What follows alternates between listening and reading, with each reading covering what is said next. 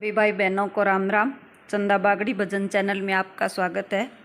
तो आज आपको पितृपक्ष की कथा सुनाएंगे, जिसमें पितरों के जो है जाने का टाइम होता है। तो इसे सर्व पितृ अमावस्या भी कहते हैं, जो कि आश्विन मास के कृष्ण पक्ष में अमावस्या के दिन आती है। और ये जो है 2 अक्टूबर को है अमावस्या। तो पितरों के विसर्जन की कथा भी बोली जाती है इसको। तो आइए सुनते हैं। और जो भी व्यक्ति इस कथा को सुनता है, उसके जो पितर हैं उनको मुक्ति मिलती है और वो जो है स्वर्ग लोक को प्राप्त होते हैं। और ये कथा अवश्य ही सुननी चाहिए। सर्व पितृ अमावस्या है वो। और जो भी भूल चूक के कारण जो श्राद्ध नहीं डाल पाते किसी कारण, तो उनको अमावस्या के दिन श्राद्ध भी डालने चाहिए अपने पितरों के। और कथा इस प्रकार है, आइए सुनते हैं। देवताओं के पितरगण अग्निस्वात, जो सोमनाथ लोक में निवास करते हैं, उनकी मानसिक कन्या अछोदा नाम की एक नदी के रूप में उपस्थित हुई थी। मत्स्य पुराण में अछोद सरोवर और अछोदा नदी का जिक्र मिलता है, जो कि कश्मीर में स्थित है। एक बार अछोदा ने 1000 वर्ष तक तपस्या की, जिससे प्रसन्न होकर देवताओं के पितृगण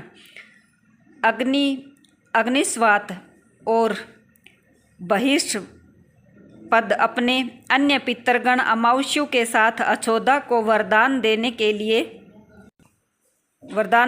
लिए जो है आश्विन अमावस्या के दिन उपस्थित हुए थे। उन्होंने अक्षोदा से कहा कि हे पुत्री, हम सभी तुम्हारी तपस्या से बहुत प्रसन्न हैं, इसलिए जो चाहो वर मांग लो। लेकिन अक्षोदा ने अपने पितरों की तरफ ध्यान नहीं दिया और वह अति तेजस्वी पितर अमावस्यु को अपलक निहारती रही। पितरों को बार बार पितरों के कहने पर उसने कहा, हे भगवान, क्या आप मुझे सचमुच वरदान देना चाहते हैं? इस पर तेजस्वी पितर अमावस्यु ने कहा, हे अक्षोदा, वरदान पर तुम्हारा अधिकार सिद्ध है, इसलिए निसंकोच मांग लो। अक्षोदा ने कहा, भगवान, यदि आप मुझे वरदान देना ही चाहते हैं तो मैं तत्क्षण आपके साथ रमण कर आनंद लेना चाहती हूँ, मतलब आप ही के साथ रहना चाहती हूँ। अक्षोदा के इस तरह कहे जाने पर सभी पितर क्रोधित हो गए। उन्होंने अक्षोदा को श्राप दिया कि वह पितरलोक से पतित होकर पृथ्वी लोक पर जाएगी। पितरों के इस तरह श्राप दिए जाने पर अक्षोदा पितरों के पैरों में गिरकर रोने लगी। इस पर पितरों को दया आ गई। उन्होंने कहा कि अक्षोदा, तुम पतित योनि में श्राप मिलने के कारण मत्स्य कन्या के रूप में जन्म लोगी। पितरों ने आगे कहा कि भगवान ब्रह्मा के वंशज महर्षि पाराशर तुम्हें पति के रूप में प्राप्त होंगे और तुम्हारे गर्भ से भगवान व्यास जन्म लेंगे। उसके उपरांत भी अन्य दिव्य वंशों में जन्म लेते हुए तुम श्राप मुक्त होकर पुनः पितरलोक में वापस आ जाओगी। और पितरों के इस तरह कहे जाने पर अक्षोदा शांत हुई। अमावस्यु के ब्रह्मचर्य और धैर्य के सभी पितरों ने सराहना की एवं वरदान दिया कि यह अमावस्या की तिथि अमावस्यु के नाम से जानी जाएगी। जो प्राणी किसी भी दिन श्राद्ध न कर पाए, वह केवल अमावस्या के दिन श्राद्ध तर्पण करके सभी बीते 14 दिनों का पुण्य प्राप्त करते हुए अपने पितरों को तृप्त कर सकते हैं। तो इस तरह से उन्होंने वरदान दिया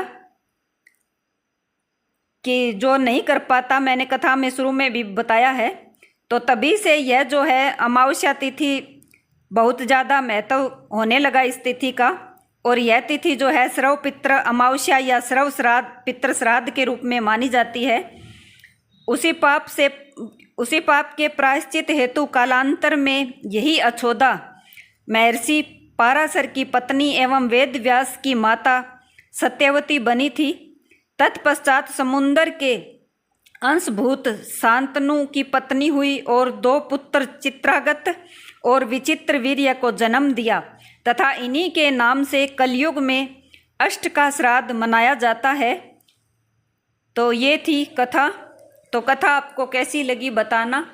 सभी भाई बहनों को राम राम। और सभी के पितृगण जो हैं स्वर्ग को प्राप्त हों और आपको जो है खुशहाली देकर जाएं।